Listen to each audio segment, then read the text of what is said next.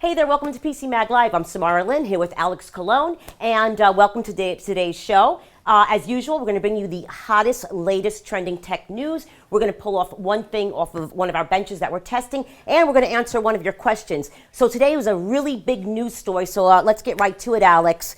Biggest news. Right, well, Microsoft just announced the Surface Pro 3. We thought they were going to announce a Surface Mini, but actually this is even bigger, and literally bigger. It is now 12 inches, which is bigger than the 10.6-inch Surface Pro 2. Mm-hmm. Not only is it bigger, it's lighter, it's less than half an inch thick.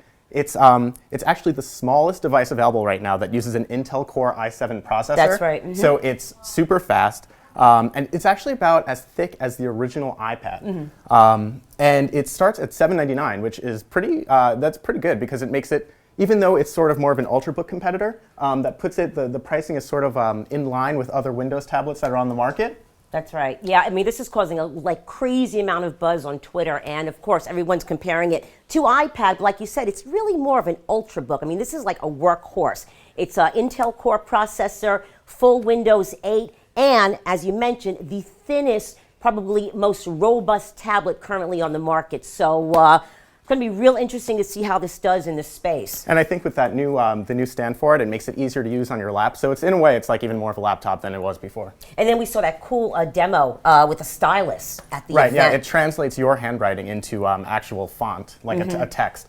Yeah. It looks good. Yeah, it looks real good.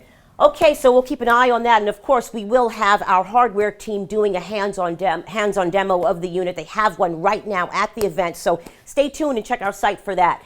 Now, in the, oh boy, this is so good for them department, Sprint got hit with this massive fine for do not call violations. Right, Sprint was just forced to pay $7.5 million, which is the biggest fine ever for violating the do not call registry, which is, it's this sort of US-wide registry that you could put your name on if you don't want any sort of telemarketing calling you or texting you. Right. And Sprint was, they claim inadvertently calling and texting people who were on the list. Right.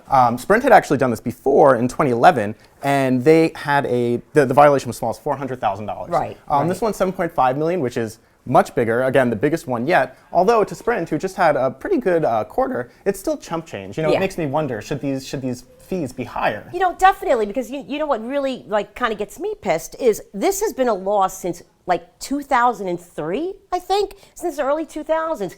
And when landlines were very, widespread, you'd get your dinner interrupted with all these telemarketers, and so it's not like this is new or any new legislation. And I think Sprint has some nerve here. Yeah, I think they should be hit a little bit more, personally. Well, they will have to report to regulators consistently for the next 2 years, so there's that. Good for them.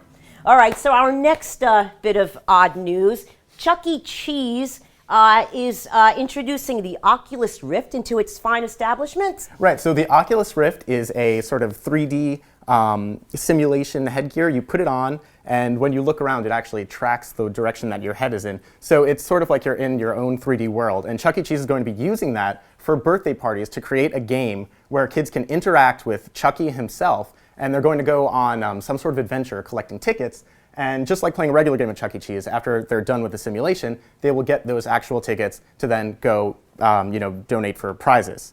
Mm-hmm. It's going to start in Dallas, then it's rolling out to California, or Florida rather. So it's not clear if it's going to be a widespread nationwide rollout, but it's kind of an interesting use for Oculus Rift, which we're seeing it pop up in some different places. We have a hands-on, or we have a review of the original one, and hands-on with the new Oculus Rift 2. That's pretty cool, because I don't think kids are hyper enough at Chuck E. Cheese. I think they need something else. So. Well, at least this keeps them contained in one space, though. That is very true. Okay, so on to our reader question, actually. And this was a really interesting question. It was kind of off the beaten track a little bit. So Steve asked me, Alex, via email, is there a layer of programming that can associate an application to a core? Now, I'm not a developer. I don't know if you have any dabbling in development, but I think what Steve is getting at is these days we have machines that have multi-core processors. Now, back in the old days, when multi-core was a little bit rarer, a lot of developers wrote applications that would bind to a specific core. Now, this would help for performance and, for testing environments and stuff like that. So sometimes for application performance, you do want a particular application to go to one particular core in the processor. Now, Steve, these days, with modern operating systems like Windows, Windows 8, Windows Server, the operating system really does handle that load balancing of the application and which processing core it should go to. But yes, you can manually configure that. And the way you do it, at least I know in Windows, is through Task Manager. In Task Manager, there is a setting where you can associate a specific service with a core on a multi-core processor machine. And it is, the parameter is called affinity. And it's very easy to do. Just right-click on the taskbar, you bring up Task Manager, and you will see, I believe in the Services tab, but you want to look around there in the Task Manager. Usually that's something that the developers will write within the code, but you can go ahead on a Windows machine at least. I don't know if any of you guys have any suggestions for Mac or Linux, please leave them on the video comments. But I do know in Windows you do that in Task Manager. So that's my long-winded, non-development answer. So now we have our one cool thing, and Alex. Yeah, so our one cool thing, this is the Click and Grow Smart Herb Garden. Basically, I started these seeds, I started growing these herbs from scratch about a month ago. And I don't know if you can see in the video, but the PCMag Labs doesn't really have a lot of natural light in it. This up here. Thankfully, this has a built-in light. It gives the plants 18 hours of light a day, so you don't actually need any source of natural light if you're using it in your home. And it smells amazing. Yeah. Even better, though, is that if you don't have a particularly green thumb, you don't need to worry about constantly watering the plants. You water it about once a month or so. Once it runs out of water, the light will start flashing to let you know that it's time to refill it. And I mean, it's pretty awesome. Here we have basil, lemon balm, which I don't know what to use that for. So if you do know, you can leave a suggestion in the comments below. And some thyme. And it's really been going well, considering that I haven't watered it since I initially set it up. And it's the only light it's getting comes from here. Now, that's all cooking herbs, so don't get any crazy ideas.